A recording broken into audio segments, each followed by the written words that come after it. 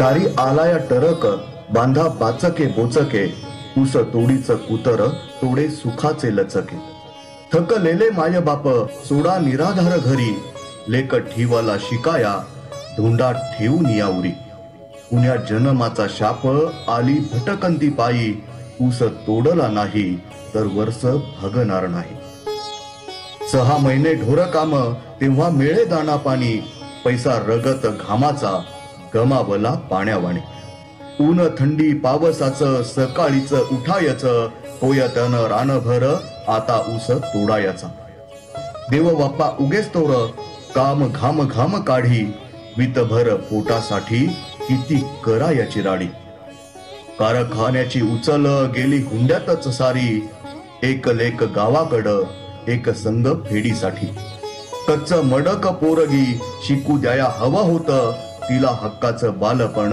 जगू द्याया हवं होतं जगा साखर मिळते आम्हा कोयत्यांच्यामुळे शिक्षितांना गोड पेढा आम्हा अज्ञानाची फळे कधी उमगला नाही आम्हा जगण्याचा अर्थ भूकपोट हव पैसा सारा अनर्थ अनर्थ ढोर होऊन खपावं दर पिढीनं असच जग चंद्रावरी गेलं आम्हा फक्त एकच ऊसच।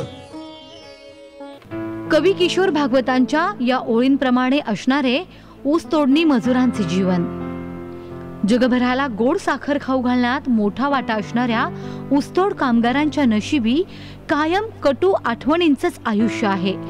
राब राब राबूनही योग्य मजुरी नाही, राहण्याचे कायमस्वरूपी ठिकाण नाही। उज्ज्वल भवितव्याच्या आशेनं ऊस तोडीकडे सगळ्या आशा अपेक्षांचे ओझे घेऊन अधांतरी जीवनाकडे वाटचाल सुरू आहे। ऊस तोडताना गाव सोडलेले, ना पैशांची ना शिक्षणाची ना आरोग्याची कुठलीही सोय नाही। तरण्यात आठ्या लेकी बाळी, त्यात 3 महिन्यांचा गर्भ असल्या तरी तिची औषध पाण्याची सोय नाही।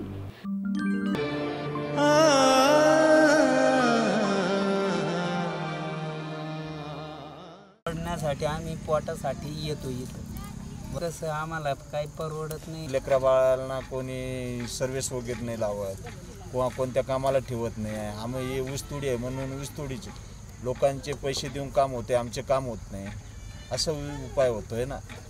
मार बाप छिजा मार घणी गरीब परिस्थितीचं साठा तोडेनं आमेलोच मग आप 10 वर्षाचं मार काही 10 वर्ष पुरो करते कोणी आरो म्हणून मार भाई मार्याडी आम 3चा साठा तोडेनं आमेलेचा शिक्षण पुरो हचक कोणी आंग काही केते कोणी आव हाती कोयता घेतलेल्या 3 पिढ्यांच्या नशिबी हे असले जिणे कायमचे थांबवण्यासाठी आणि त्यांची व्यथा खऱ्या अर्थानं ऊसाच्या फडात मजुरांच्या कोपीत जाऊन खऱ्या लक्ष्मीचं पूजन करून या मजुरांच्या जीवनातील आयुष्य दीप उजळवण्यासाठी त्यांना न्याय मिळवून देण्यासाठी या ऊसतोड मजुरांच्या बाजूने भक्कमपणे मैदानात उतरलेले नेतृत्व म्हणजेच आमदार सुरेश अण्णा धस। ऊसाच्या फडात जाऊन दिवाळी साजरी करत भाऊ बिजेला ऊस तोडणी करणाऱ्या माय माऊलींना ओवाळणी म्हणून त्यांच्या कष्टाला योग्य मोबदला देण्यासाठी कारखानदारांना भाग पडेपर्यंत माघार घेणार नाही असे ठणकावून सांगणारे अण्णा। ऊस तोड्यांची बाजू घेतोय म्हणजे कपाळाला राख लावून बाहेर पडलोय। रक्ताचं पाणी करून काबाड कष्ट करणारा माझा ऊसतोड मजूर आजही 18 विश्व दारिद्र्यात जगत आहे।